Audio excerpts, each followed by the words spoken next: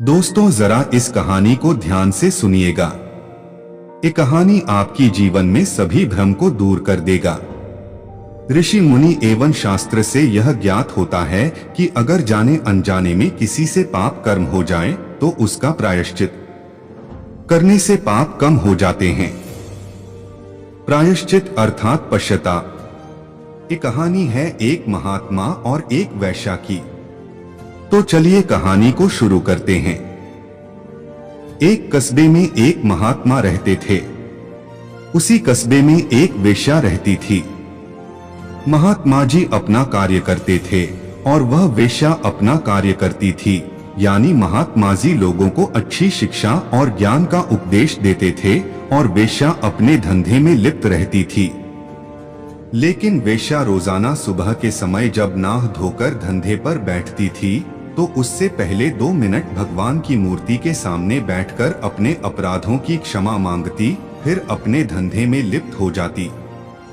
उसके धंधे से कस्बों में तरह तरह की अफवाहें फैलने लगी। तब एक दिन महात्मा ने उसे अपने आश्रम पर बुलाया और समझाया कि यह तुम गलत कार्य कर रही हो, इसमें तुम्हें बहुत भारी पाप लग रहा है, इसलिए तुम यह गलत धंधा छोड़ दो। वेश्या ने कहा, महात्मा जी, अगर मैं अपना धंधा छोड़ दूंगी तो भूखी मर जाऊंगी। तब महात्मा ने समझाया, भगवान पर भरोसा रखो, वही तुम्हें आहार देगा। वेश्या ने उनकी बात मानकर धंधा छोड़ दिया। कुछ दिन तो उसने अपनी जमा पूंजी से काम चलाया, लेकिन जब वह जमा पूंजी खत्म हो गई तो वह महात्मा के पास जाकर बोली, मेरा सारा धन खत्म हो गया, अब मैं क्या खाऊं? तब महात्मा ने कहा, भगवान पर भरोसा रखो, वह तुम्हें आहार जरूर देगा। वेश्या चुपचाप लौट आई। एक दिन वह भूखी सो गई। फिर दूसरा दिन बीता, तीसरा दिन बीता। जब उससे भूख बर्दाश्त नहीं हुई तो वह पहले की भांति अपने धंधे में लिप्त हो गई और वही क्रिया दोहराने लगी, अर्थात भगवान की मूर्ति के सामने 2 मिनट प्रायश्चित करती, फिर अपने धंधे में लग जाती। संयोग ऐसा हुआ कि कुछ दिन बाद महात्मा का देहांत हो गया और उसी दिन वेश्या भी मर गई।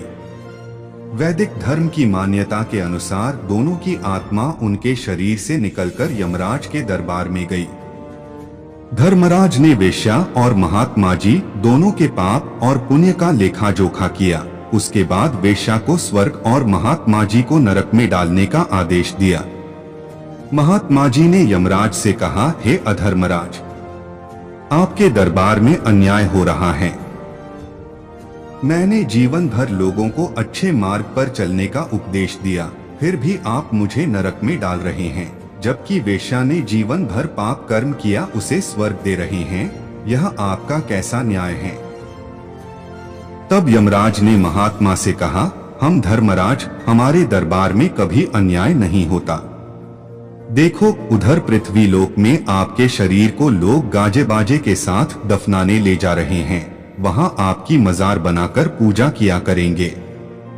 चूंकि आपके शरीर ने आपके मुंह ने प्रवचन किया था, इसलिए आपके शरीर की सद्गति हो रही है, लेकिन आपके मन में परमात्मा के प्रति वास्तविक प्रेम नहीं था, बल्कि आपके मन में नाम कमाने की चारों और प्रसिद्ध होने की लालसा थी।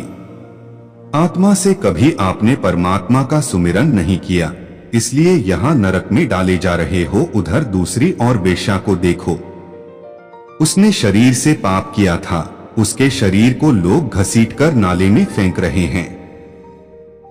उसके शरीर की चील कौवे खाएंगे, लेकिन वह धंधे पर बैठने से पहले 2 मिनट ही सही, किंतु सच्चे मन से भगवान की मूर्ति के सामने बैठकर अपने पापों का प्रायश्चित करती थी, इसलिए उसकी आत्मा को स्वर्ग प्राप्त हो रहा है। प्रायश्चित करने से सारे पाप नष्ट हो जाते थे। यह बात आप भी भली भांति जानते हैं, किंतु आप में तो नाम कमाने का भूत सवार था, जिसने जैसा किया उसे वैसा मिला।